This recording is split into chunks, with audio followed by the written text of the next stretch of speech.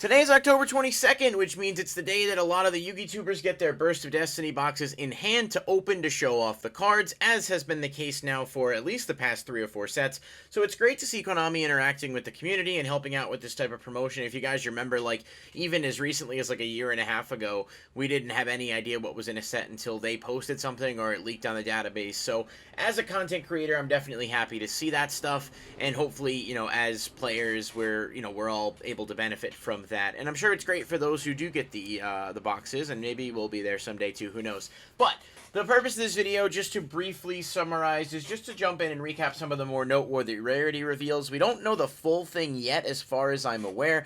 I know most of the Starlights were already revealed in an earlier leak, and some of the secrets were relatively obvious, like Destiny Hero Phoenix Enforcer, but there were some noteworthy pulls out of these videos, and I figured we'd go through them pretty quick. So if you guys do enjoy this content, please hit the like button and subscribe for more videos, and let's jump into it. So first of all, as you probably saw in the thumbnail, Zoro the Magistus Conflagrant Calamity is a secret rare. It's no secret that I love Magistus. I've done a few deck profiles on it. I think the deck's a lot of fun, but I think this card as a whole is a huge boost for it. I don't know that it's going to take them anywhere higher than like a, you know, maybe 4th or 5th tier deck, but it definitely does a lot to counter what is prevalent in the meta, and it gives them a real power card that actually is a board you can end on, that you'll actually be able to do something with, which was a huge problem that the deck had going for it prior to this.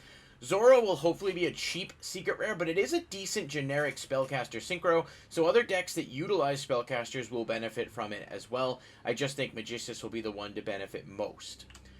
We've got Ultra Rare B-Trooper Absolute Hercules. This is one of the new cards, and I actually have a video coming up talking about all the new B-Trooper stuff, so I won't delve too much into the effects today on this, but it is nice to see B-Troopers getting more love. I don't think they got any secret rares in this set unless there's a leak or reveal I haven't seen, but it's a pretty cool card. It looks awesome.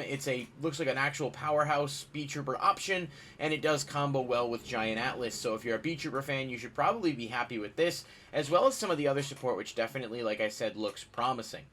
Destiny Hero Denier looks like a super rare, but it might be a common. I can't quite tell based on the angling of the photos. I did watch a couple of videos as well. Either way, super or common is more or less interchangeable with the way today's sets are. So Denier will be cheap, which is great because some hero builds will definitely want to play it to maximize their usage of Malicious. And with Phoenix Enforcer getting the rarity bump, I'm not surprised that this one did not. Ad Libitum of Despia is also a common as far as I can tell. This is a really good Despia card, arguably not better than Aluber, but like right up there in terms of impact. Being able to get one of your banished ones back if it's used as fusion is huge, and it combos obviously really well with Dramaturge to give you field advantage and reduce the cost of your fusion. So nice to see that the Despia stuff is not super expensive, and they did make it relatively affordable, which is promising for anyone who already had to shell out money to get the other pieces of the engine. Floowander's M-Pen we knew was going to be a secret rare, but it's nice to actually see it. It looks awesome with the secret rare. This is a Europrint one, and I will say 1,000 times, the Europrint ones always look better. The foils tend to pop, the cardstock quality is better. M-Pen is also going to be an Ultra as the sneak promo, but the promos are different nowadays where it'll be a random drawing, so it's not going to be as easy to get. Hopefully it won't be too pricey, but something in the deck's going to have value, so whether it's this or, you know, a different secret rare remains to be seen. So no surprise here, but that's definitely a cool looking secret.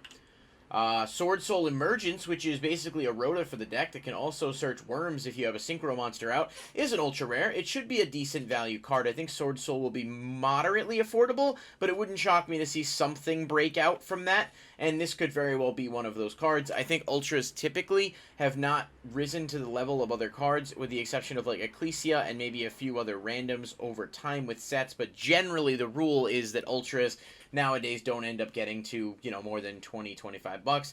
Could something break that mold here? It's definitely possible. We will see what happens. Floowander's X Snowl, or Snow Owl, is another secret rare. I don't know whether or not this is one that they're going to play, but it's definitely a really cool card in secret rare. So that's 2 secret rares for Floowander's. Obviously, like I said, you have the option to get M-Pen a different way, but that's probably going to be harder than just pulling it as a secret for what it's worth.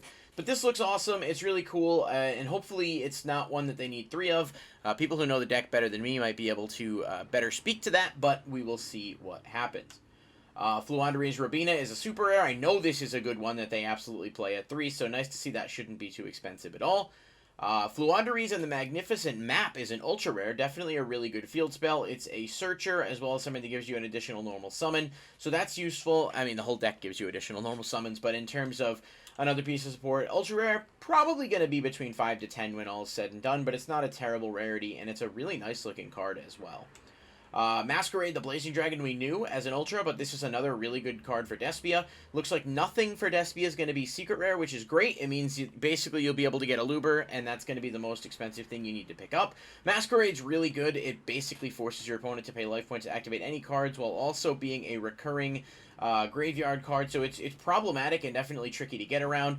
I don't think it'll be too expensive. It'll probably be right around the same price as Despia and Coritis, which is like between $5 to $7.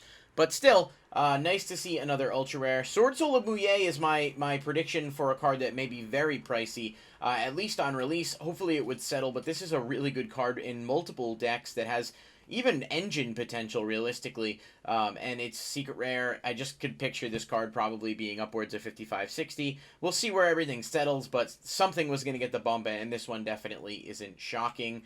Borreload Riot Dragon as an Ultra is fine. It's actually kind of a cute ritual monster. Like, I think it has some potential as like a niche, maybe fun, casual type deck. I don't know how feasible it is to use in any type of competitive, Dragon Link variants or whatever, but it's nice, and it's not the worst cover card we've gotten, so that's definitely something positive. Small World is a secret rare. For those of you unfamiliar with this card, I've talked about it before. It is a wild card that searches so many different things. I even saw that someone created like a math program that can like calculate the amount of Small World targets for an individual card. It might be something I have to look into a little bit more, but this is going to be pricey. Just be aware of that. This is probably going to be the most expensive card in the set. That or Phoenix Enforcer, and hopefully, things sort of level out and nothing ends up being crazy. I'd rather be wrong on this prediction than be right, but this is what it looks like to me right now. I do think Small World is going to end up being the most expensive card on top of the set, but we'll see where it ends up. And now we're back to Zora. So just a quick video, just wanted to showcase some of the more important / noteworthy reveals. We know Phoenix Enforcer is a secret rare already, as well as a few of the other cards that were leaked in terms of Starlights. The full spoiler should be out eventually, very soon. I'm not going to do a full spoiler coverage video. You're going to see that from thousands of other Yu-Gi tubers anyway, and I really just wanted to talk about some of the more noteworthy stuff. That being said, if you guys are watching this today on the 22nd, join us tonight for a live stream. We're going to be doing a Halloween candy special, plus talking about Burst of Destiny and all sorts of really fun stuff, plus a giveaway. So if you guys want to stop by for that, that will be tonight. And yeah, I'd love to see everybody come by. But thanks for watching. Please like, comment, and subscribe, and I'll see you next time.